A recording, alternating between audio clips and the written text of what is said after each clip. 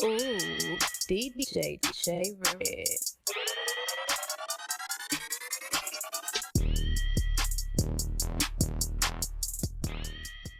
Welcome back to another episode of Bontroversial.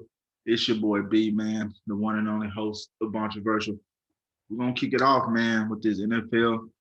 Um, we'll give you a little two-piece. We're gonna go and get into excuse me. We're gonna get into the Pro Bowl, and then we're gonna go ahead and get into the Super Bowl, man. What to expect this weekend coming up. And yeah, let's rock out. So, first things first, man. The Pro Bowl in itself, um, that straight up to me is trash. I'm not gonna sugarcoat it. I'm not.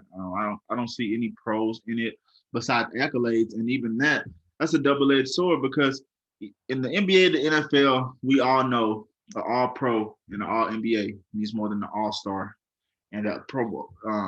In a Pro Bowl, and not only that, when you look at the players that are selected, they earned it. But then you got in NBA and NFL. I know we're talking about NFL, so I'm gonna stick to that. But in both sports, every year at least 20%, maybe 25, you have guys that step in for guys that are injured.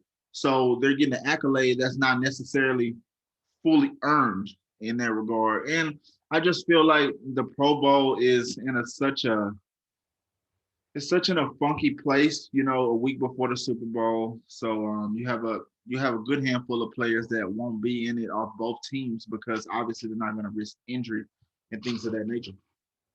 Um, with that being said, though, when I look at the Pro Bowl, too many quarterbacks playing. No quarterback can really get a rhythm. It's a drive or two drive basis thing. You got 5 or 6 quarterbacks on each end. Then you got cornerbacks playing receiver. It's a circus out there. Like it's a circus. And I saw a clip. Um, I might add it to this video at this segment, depending on the copyright on it. But if you guys look on Twitter, you see Sean Taylor bomb somebody in the Pro Bowl. And it's just like, obviously, you don't want to go hell bent hard, but it's like, damn, like this is not entertaining at all for the fans. Like, these guys aren't tackling. These guys aren't playing the position that got them to the Pro Bowl.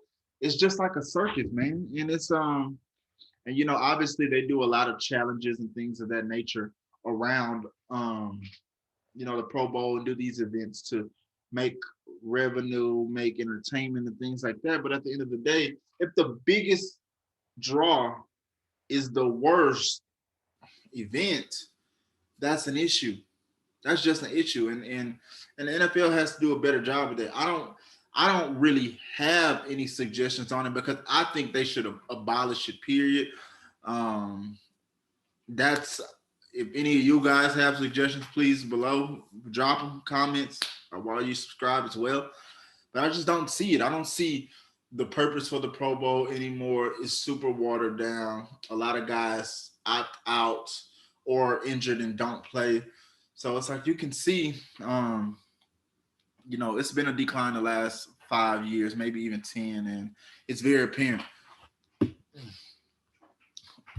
Moving on. So, excuse me. Now we're gonna move on to the Alvin Kamara situation. Let me pull a story real quick for you all. Make sure we got this right.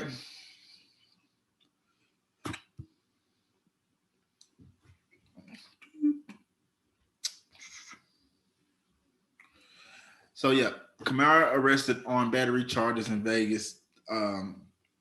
Brutally beat a gentleman. It was him and his entourage and things of that nature. And from the reports that I'm hearing, it has something to do with the gentleman wanting to get on the elevator. This, that, and the third. These are allegations. I wasn't there. He wasn't convicted. I'll never convict somebody on a crime that hasn't been charged in the federal court of law. So these are all alleged. And allegedly, there are stories going around that the gentleman wanted to get on the elevator. Alvin and his entourage pushed him, shoved him away. Maybe, yeah, Alvin or his entourage. I'm not sure which one pushed him and things of that nature. And then, boom, the altercation ensued from there. Personally, I do understand not wanting in the COVID age, I do understand. And even if you're, even being a star of his caliber, I do understand, especially if you're with your entourage, you want to elevate it to yourself, things of that nature. But it's about how you handle things. You want to be on the elevator yourself, he's not budging. Okay, obviously that's irritating as hell, but cool. You can have the elevator. I'll wait on the next one. Me and my crew can wait. It's all good. I think um, you know, the crew, when you got your crew out there, they're supposed to keep you out of trouble. They did not do a good job of that, and ensued allegedly to help Alvin Kamara allegedly beat this man pretty badly, to get to allegedly possibly could be convicted of 5 years for a battery charge is very hefty. The dude did have very serious injuries and things of that nature, but this all could have been prevented. And I don't like that for Alvin because Alvin is a guy from Atlanta, Georgia. I'm sure he's seen a lot, been around a lot, and this is a situation that he's probably found himself in before and handled it appropriately. And I just feel like it was the wrong place, wrong time for AK, and it's very sad because he's a very talented guy and pretty level-headed from what I've seen. Obviously, I don't know him personally, but I just think that's something that needs to be um, it needs to be obviously addressed, but also the NFL is going to have to take a look about the in Vegas. You got Henry Ruggs happened with his situation, and now you have AK in his situation. Now, I'm not gonna say the what's that? What's the word? The common denominator is Vegas, and another common denominator in this may be drinking. Henry Ruggs was on the DUI. I don't, like I said, I don't want to. Everything in Kamara's case right now is alleged, so I don't want to necessarily say the drinking was involved in either party because I don't know. But being in Vegas, I have a good feeling that it was, and I think that obviously that Vegas brings so much money and revenue, it makes sense. But it has like how much is it going to cost you in the long run? You have one player already in jail, a superstar that may be facing jail time, and this is all happening in the same city, and it just makes me wonder, how can they keep the players safe in Vegas, head on straight, smooth sailing like it is in most other cities when they go? This is the first year of football in Vegas, and we've already had two pretty major incidents in regards to players being involved in experiences with civilians or whatever the case may be, they're not ending up good in Vegas. So I have questions about whether Vegas would be a good spot for sports moving forward. Not for the generalization of having the sports in the town because people love that, but for the safety of the players as well. I think that the allure of Vegas, along with the drinking and all the other things that happen in Vegas beyond sports, could become an issue for the NFL and maybe even other sports, depending on how big they are and what's the word? How big they are and how big the presence of the players are in that sport. And I just hope that's something that gets cleaned up and looked at because Vegas is a great city. I've been a lot of times, but that is something that I'm sure kept people hesitant. Um, Golly, that was a crazy message I just read. Sorry about that, but you know that's something that needs to get cleaned up, to say the very least. And I hope it does because Henry Ruggs is a very good player. Obviously, he has to do time for what he did, and obviously we know what AK is, and yeah, so I hope that gets solved correctly, and I hope that the NFL puts things in protocols. Even like the NBA, they had watchers, around the bubble when people were moving around the bubble, players and things like that. Maybe you need to have a couple, 2 or 3 NFL officials around where these players will be in these hotels and things like that. Preventative nature can definitely cause some better outcomes in these situations. But best of luck to AK, man. I wish him nothing but the best. I hope the gentleman that got the injuries heals as well, and I hope both parties are able to move on with their life smooth sailing. Um, let's get over to that Super Bowl, man. So I've had a lot of questions about the Super Bowl, my predictions, and things of that nature. Let me give a full disclosure. Mr. Burrow, I apologize for betting against you in the wild card game against the Raiders, in the divisional game against the Titans, and definitely in the AFC Championship game against the Chiefs. I look like a fool going against you at this point, bro. I mean, it it would only be right to give you that respect to this point. But right or wrong, matchups are everything. And by saying that, when I look, I'm gonna before I give my prediction, and even to this point, I'm still neck and neck with who I'm picking. But when I start off looking at the quarterbacks, I like Joe Burrow.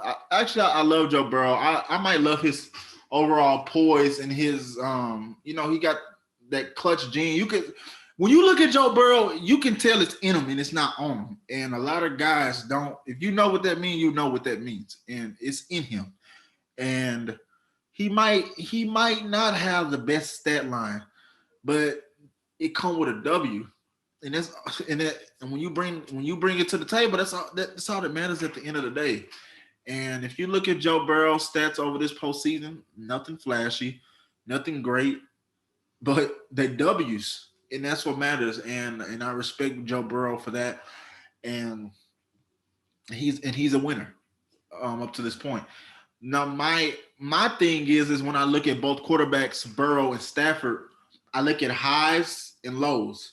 Now, while Burrow's lows aren't as low as Stafford when Stafford gets to throwing pick six and things of that nature, I'm not sure that Burrow's ceiling when he's on is high as Stafford's.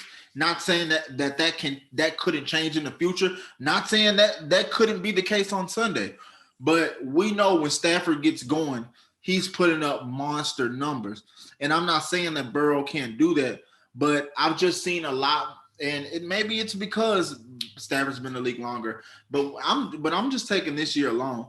When I look at the highs of Stafford and the highs of Burrow, I think that Stafford is a guy that does a little more in his highs than Burrow does. And with that being said, them being at home and things of that nature is going to make, Matthew Stafford a very comfortable quarterback.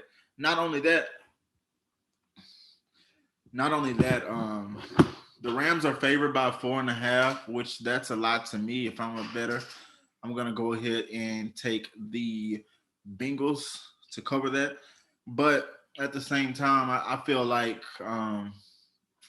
Stafford's a slinger, and he's at the point now where both of the quarterbacks in my eyes are playing with house money. Obviously, Stafford needs it more because of where he's at in his career and what his career has been. But I mean, was Stafford really supposed to be here? I mean, yeah, you could say that with the team he has around him, but at the same time, the NFC was wide open. He beat Brady. He did some very good things to get to this point. So when I look at that moving forward, I just think that the highs of Stafford can possibly be a little too much for the Bengals, especially the secondary. They're opportunistic team. Don't get me wrong, they're opportunistic, but are they solid enough to cover Jefferson down the field? Stay with Cup the whole game. OBJ, things of that nature.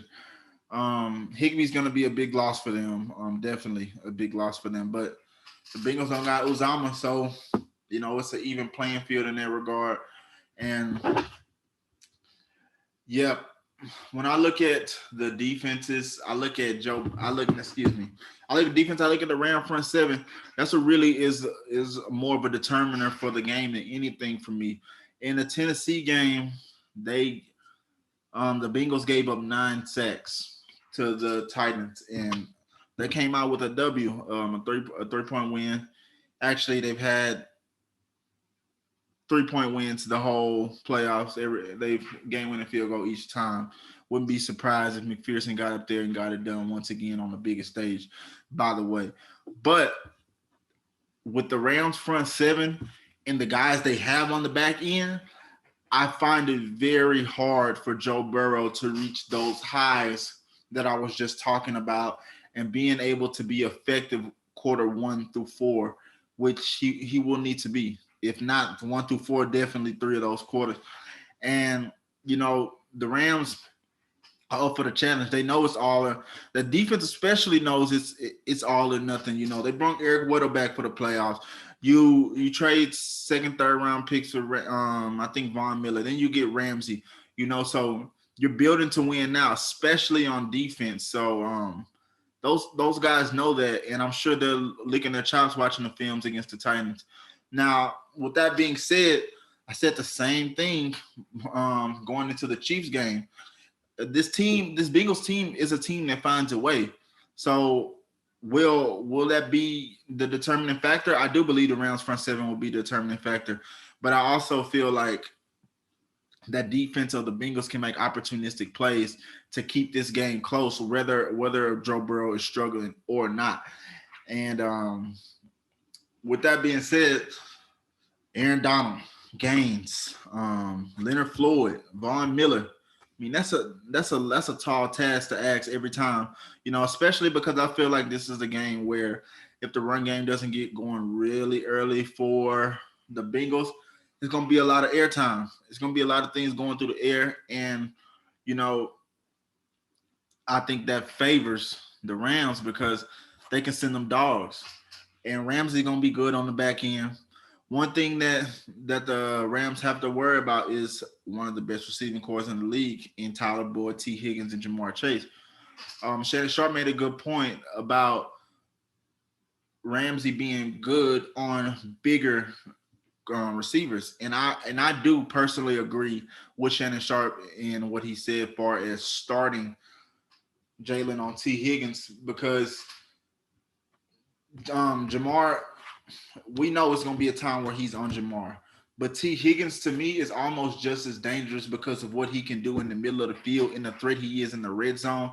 And, Jamar, like I said before, Jamar and Burrow are like Rodgers and Adams. So he's going to get his looks.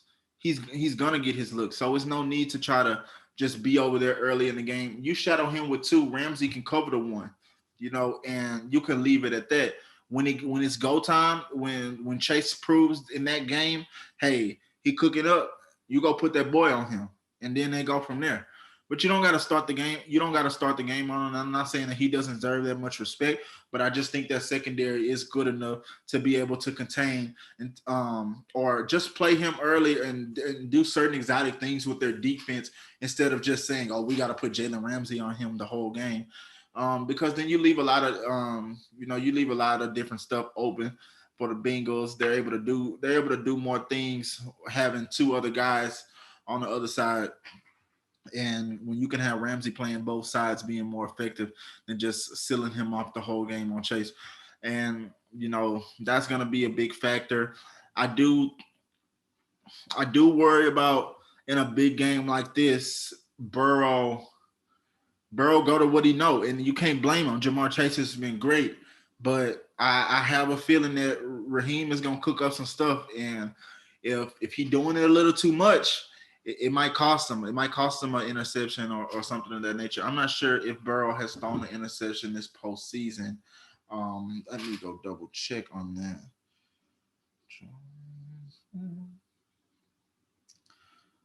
Yes, let me see. Okay, excuse me. So he's thrown 2 interceptions, 4 touchdowns this playoffs. So I mean, like I said, numbers are okay, not great, but W's in that column. So with that being said, man. With that being said, I'm gonna go ahead and I'm gonna go with the Rams by 3 or 4. The number, I'm not sure. Like I said, I'm taking that Bengals spread far as the 4.5. I got the Rams by 3 or 4. I just see that that Rams defense getting to Burrow when they need to and making just enough plays to get it done.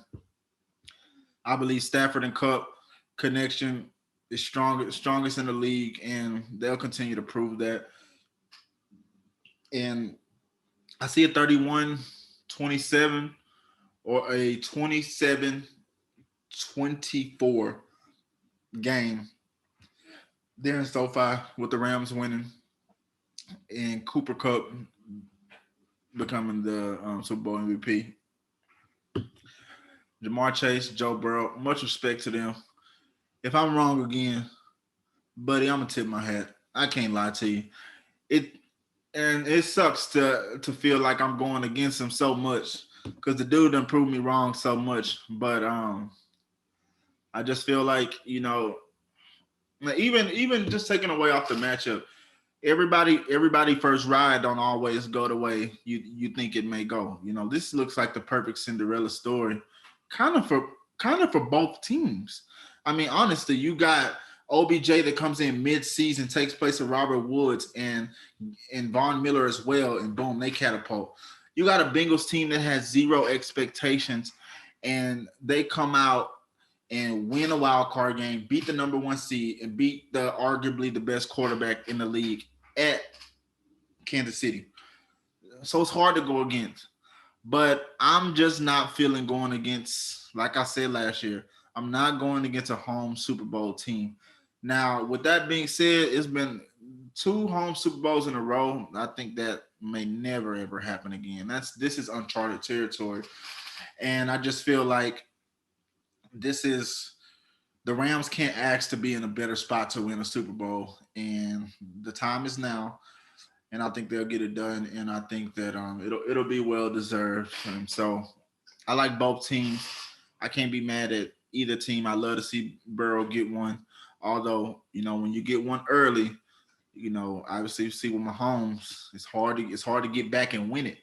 So maybe him not winning so early may be the best thing. Maybe it may be the best thing, and he comes and racks him up. But with that being said, I'm going with the Rams. You got LSU guys on both teams that I love, and Jamar Chase, Joe Burrow, OBJ. And it'd be nice to see all of them get one, but OBJ especially, what he's been through in his career, I would definitely like to. I would like to see him get one, and I think that they will win. And with that being said, once again, I have the Rams. And the last thing I'll say on that is, I guarantee if I am wrong, which like I said, I'm picking the Rams. I guarantee if the Bengals win, it will be off a McPherson field goal. It's only right. Seriously, this is only right. Like, what other way could they cap this story? By the way, except the way that they've been doing it. But yeah, man, that's what I got for y'all. I appreciate y'all tapping in. I definitely got a lot more content coming up and things of that nature. But before we get out of here, I wanted to get to one more thing. So both quarterbacks, legacy wise, I feel like obviously Stafford needs this more. This will kind of solidify him, and obviously people are gonna say, well, damn, this was Detroit's wrongdoing this whole time if he wins the Super Bowl. On the other hand, if Burrow wins, people are gonna look at him the way they looked at Mahomes because he's on that same trajectory. Year 2, starter, Super Bowl MVP, beat the best quarterback in Patrick Mahomes, arguably. So you have to tip your hat to him. I just would say you would have to see the follow-up. I don't think he would fall off, but getting back there, making deep playoff runs, it'll never, I'm not saying this year was easy, but it'll never be as smooth sailing as it was this season for them. And what I mean by that is when you're the hunter and you're not being hunted is different. When you're the hunted, people play you differently. When people can make a name, they're gonna play you differently. They're gonna do different things. The Bengals have been the Bengals forever. And Joe Burrow has came and changed that. And that alone, regardless if he wins or lose, will change that franchise and his legacy forever. But I just feel like um, you know, I'm a little weary when quarterbacks get there early. Not saying that they're still not great, because Rodgers is still great. Mahomes is, a lot of quarterbacks. Mahomes is obviously younger and he has a lot more time. But not saying he can't still be great, but just to follow up on the accolades of winning championships just because you win one early, I think that's a little fib. I think that when you win is when you win, and that doesn't necessarily have projection on how much you're going to win in the future. You just have to keep building on that. And I think that Stafford, this is do or die for Stafford's legacy as far as the win. But him making the Super Bowl definitely does mean something. And that's how I feel about those two quarterbacks, man. You got Stafford that could really solidify his legacy and stamp him being an elite quarterback, and then you got Joe Burrow um, trying to climb up a Mount Rushmore of quarterbacks very early with the early success that he's had, and even be able to say that he's a better quarterback than Patrick Mahomes. So you got two sides of the stick. I like both guys. I like both teams, to be honest. I don't really care for the I don't really care for the Bengals defense, I guess I would say, but as a team, I do like them, and I like what the Rams do as well.